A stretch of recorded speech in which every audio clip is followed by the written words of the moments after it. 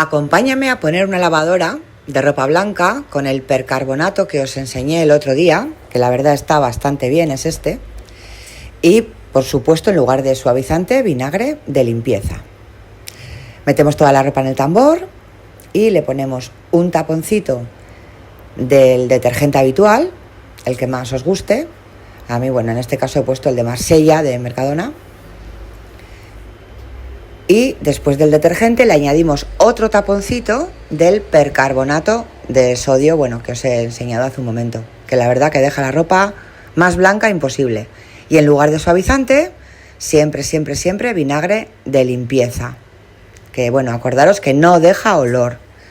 Hacemos un ciclo de lavado a 60 grados y bueno, cómo queda la ropa es algo maravilloso. Blanca, más blanca no se puede. Estoy encantada. ¿Qué os parece, chicos? Os leo en comentarios. Un besazo para todos.